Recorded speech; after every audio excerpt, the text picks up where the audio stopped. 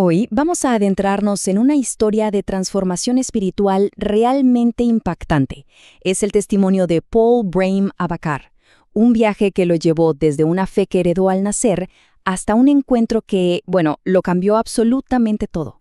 Y todo comienza con esta reflexión del propio Brahim Abakar, que dice así: este 12 de marzo de 2024 forma parte de una semana que marcó mi vida de una vez por todas hace 15 años. Con estas palabras, él ya nos pone en contexto. Nos está diciendo que hubo un momento clave en su pasado, un verdadero punto de quiebre que redefinió toda su existencia. Y claro, esto nos lleva a la pregunta central de toda esta historia. Él habla de una victoria, pero ¿qué significa eso? O sea, ¿qué tipo de victoria ganó? Para entenderlo, tenemos que retroceder un poco, ir a sus orígenes. Empecemos por el principio, lo que podríamos llamar una fe heredada. Aquí vamos a ver de dónde viene y cómo fue esa crianza que moldeó sus primeros años. A ver, antes de ser Paul, él nació como Brahim Abakar. Es de Camerún, de la tribu árabe Choa. Creció en una familia, súper devota al Islam. Tan es así que de niño le pusieron un apodo Ibrahim al-Khalil, que se traduce como amigo de Dios. Imagínense, su mundo entero estaba construido sobre esa fe. Y ahora, la segunda parte, el corazón de un buscador.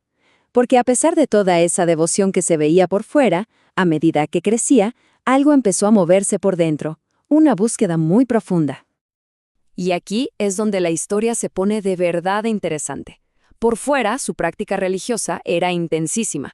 Tenía un celo enorme, que él mismo describe como una especie de radicalización. Hacía todos sus ejercicios espirituales, incluso intentaba convertir a sus compañeros cristianos, pero, por dentro, la realidad era muy distinta. Sentía un vacío inmenso.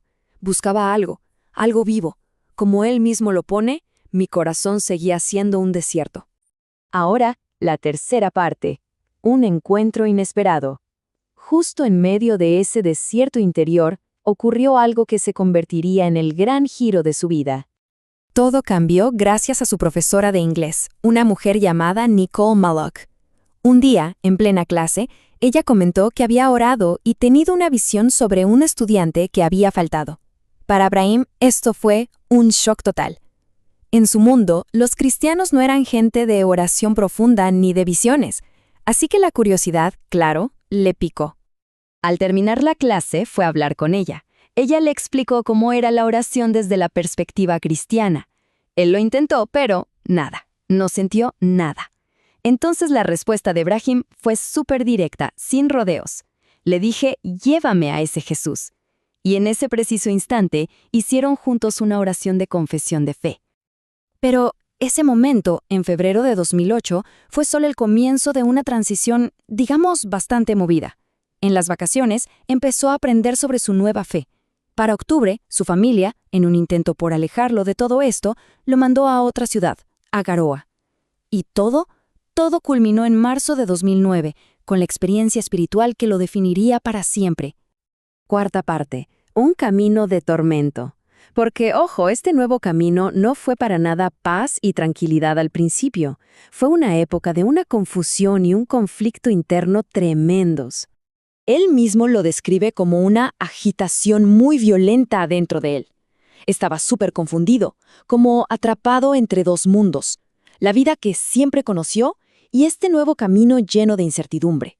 Se sentía, en sus palabras, completamente perdido. Afortunadamente no estaba solo. En el camino fue encontrando gente que lo guió, nuevos aliados, un misionero alemán, un pastor, hasta su profesor de matemáticas. Y también la hermana Anne Clarice, que se dedicaba a cuidar a los nuevos conversos.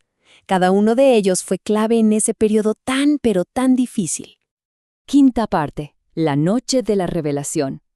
Todo este camino de búsqueda, de tormento, nos lleva al clímax de la historia, a lo que él llama la noche de la revelación. Era una noche de marzo de 2009 y todo cambió. Primero, sintió un calor súper intenso en su cuarto. Luego, ese calor se convirtió en una tristeza profundísima. Él cuenta que tuvo una revelación sobre el dolor de Dios, que lo llevó a arrepentirse de verdad. Y entonces, de la nada, empezó a hablar en lenguas, una experiencia que él jamás había tenido. Pero esperen, que la noche no había terminado. Después de eso, tuvo otra experiencia fuertísima, una visión muy vívida de un campo de batalla espiritual.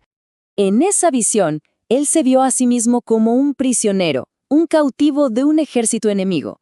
Y del otro lado, vio a un líder, un tal hermano Zack, que estaba al frente de un ejército de liberación apoyado por ángeles guerreros. Se dio cuenta de que la batalla era por su propia alma. El punto culminante de la visión fue cuando el hermano Zack se acercó para liberarlo.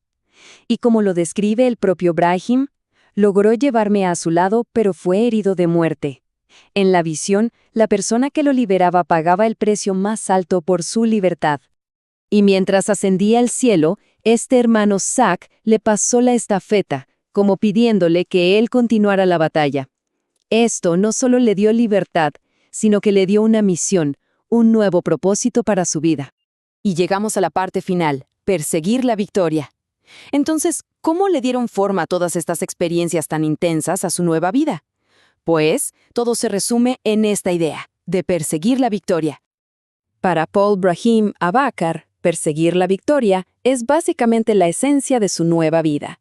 Esa visión que tuvo no solo lo liberó, sino que le dio una identidad nueva casi desde el primer momento, y definió su misión, seguir en esa batalla espiritual y, más importante, recoger los frutos de una victoria que, según su visión, ya había sido ganada para él.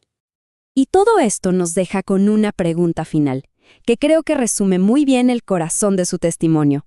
¿Qué significa recoger el botín de una victoria espiritual? Su historia es, en definitiva, la respuesta que él encontró para sí mismo, un viaje desde una fe heredada hasta una victoria personal, sentida en lo más profundo.